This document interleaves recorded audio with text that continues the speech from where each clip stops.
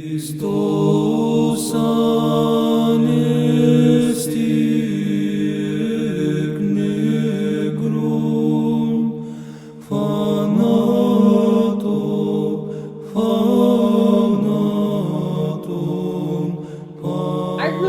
I've always really felt that it's very important to have some kind of spiritual guide in becoming Orthodox. It's one thing to read books, even read the internet. Of course, I always advise people to read our spiritual articles on the internet and maybe even stay away from the news.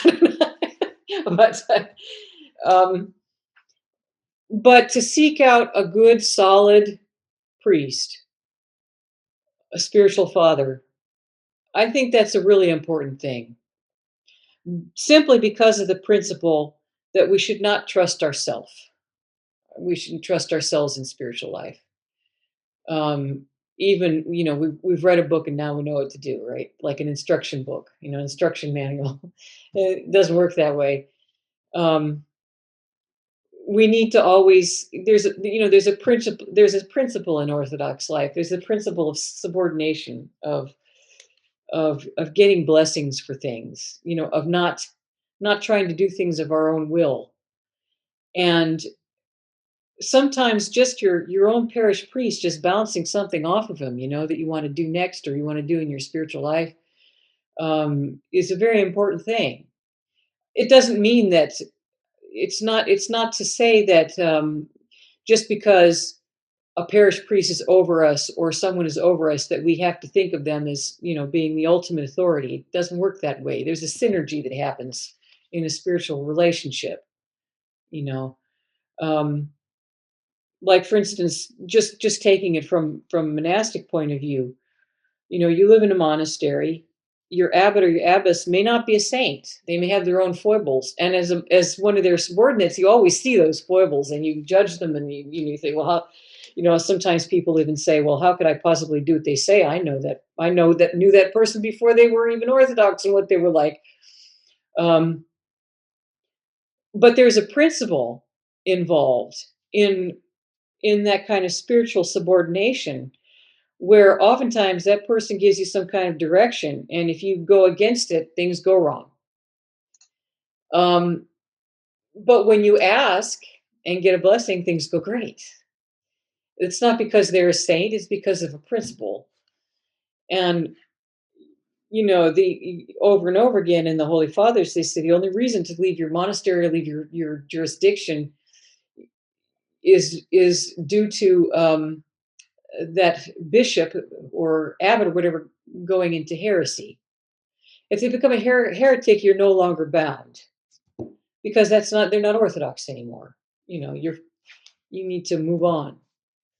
But if they're Orthodox, it doesn't matter if they have human failings because God covers the human failings. Um, and you still need to submit to them. You still need to have that humility. So I really think a Western person should search around, look for a parish, look for a spiritual father, and maybe not find one right away. Maybe takes a little trial and error, but not necessarily the first one you come across. May take some time to find the right person for you, but then once you found them, then move on with that. Be in submission to that person, and ask questions of them. Go to catechism classes. Go to different classes. Speak with people who know more than you, who've been experienced. And sometimes it's not necessarily spiritual fathers. Sometimes there are matryoshkas, priest wives that can have an incredible amount of wisdom to give you. Like I was really always amazed at this matryoshka, Presbytera Gina Constantinou, who has incredible things to say. If you ever listen to uh, her podcast, her husband and her spiritual father blessed her to do these things, and they come out great. I think she has a lot of wisdom. So there are people like that. Uh, but we have to search for that and not sit on sit in front of the computer or just read a book and think now we know everything, right? Because there's an incredible world of orthodoxy that happens through this synergy that comes through taking counsel, like the fathers say, salvation is in much counsel. That's and other fathers have clarified that. It doesn't mean much counsel with anybody and everybody, um, but much counsel with a spiritual guide, right? Not trusting our own selves.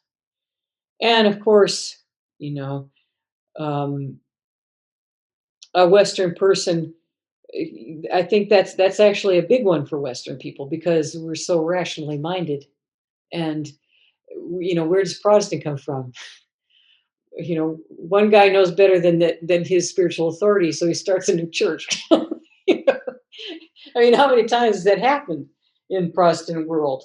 You know, or how did Protestantism even come about? Um, a really good book to read about that subject, by the way, is the book that we sell in Pokrov Publications by Professor Osipov, Alexei Osipov. uh, The Search for Truth on the Path of Reason. He talks a lot about the Western mind and just where we're coming from, where we go wrong. I really recommend that book. Um, that's kind of it hasn't sold that well. It's not a real popular book because it's kind of a nuts and bolts type of book.